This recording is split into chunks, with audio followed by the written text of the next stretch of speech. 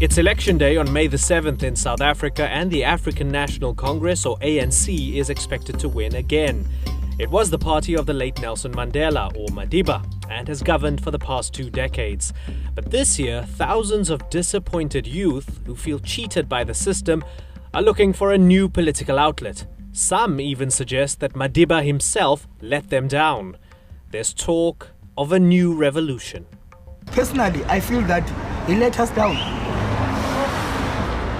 He let us down.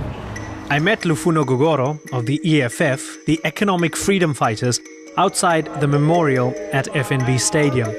He told me the group left the memorial early to avoid a violent standoff with the ANC Youth League, the youth wing of the ruling party. Both sides were accused of booing President Jacob Zuma at Madiba's memorial, a cause for national and international embarrassment. The constitution actually doesn't address the economical injustices. It is speaking about us laughing to each other, going to the same toilets, marrying one another, rainbow nation. That is not it. We are in an economical civil war. We cannot run away from that. So you want another civil war to fix the civil war? This is a cold civil war. People are fighting against one another. People are getting robbed. If you can look at these people, they hate one another because of we don't have I was in Cape Town just now.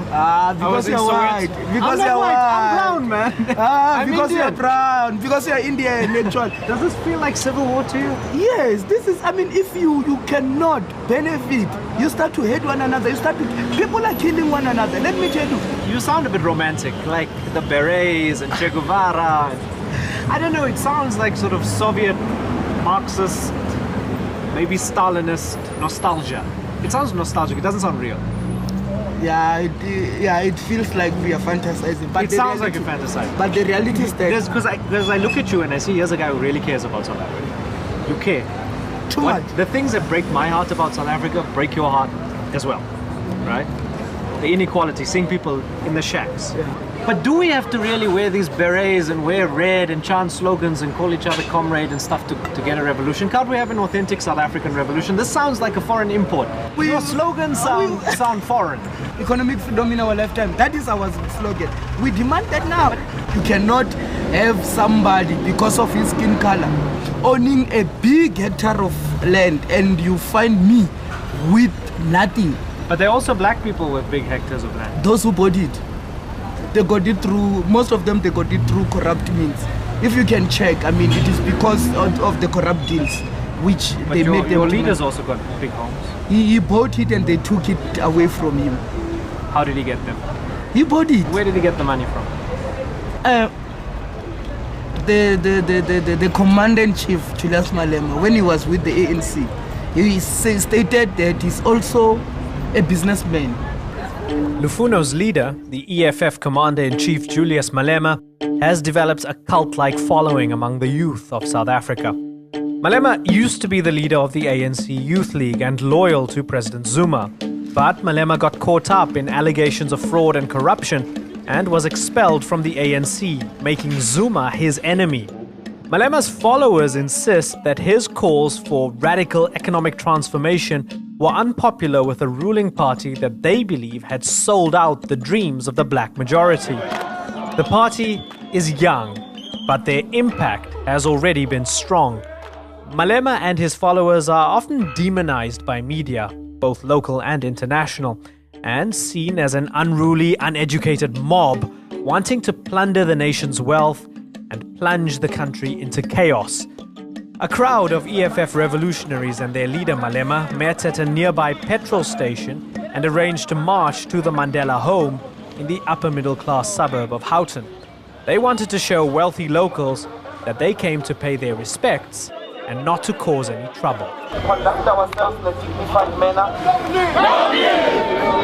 Tata, who will look after SA Malema? And if you put Malema and Mandela's names together, people will say you're using the man's death to promote your political party. Okay. Show them that you care about South Africa, that's all. Don't write what this guy is saying. No, I'm kidding. Yeah. I'm saying that's right. Shorter. EFF will always love Tata Mandela. Amandla Mandela. No. EFF will always love Tata, full stop.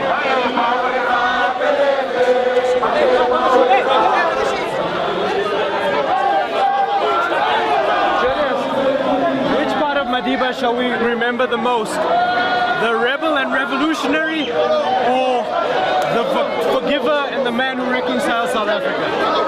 You are tearing him apart. He's everything in one. You can't tear him apart.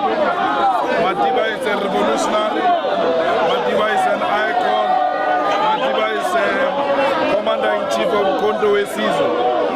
A man who was prepared to take arms and kill for the liberation of his people. But nobody wants to talk about that anymore. I'm speaking about it. A true Nelson Mandela is a militant, a radical, and a revolutionary. South Africa is free, but you say economically South Africans are not free. Why? All of us agree, even Mandela's organization agree that there is no economic freedom in this country. Madiba ushered in political freedom, and when he went on retirement, he said struggle continues, and we knew what he was talking about. Let's go. Living soon, I'm well into the revenues I've given who is willing to forbid the paths of spreading truth, cause that will do a lot of harm to what I've done. My plot is one of minerals, it's minimal, forget the past.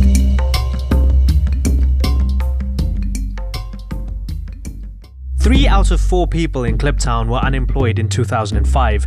That's when the government stepped in and pumped in around $50 million to uplift the place. This market was created and an open-air museum to commemorate one of the most important dates in South African history. You see, Kliptown was where the Freedom Charter was signed.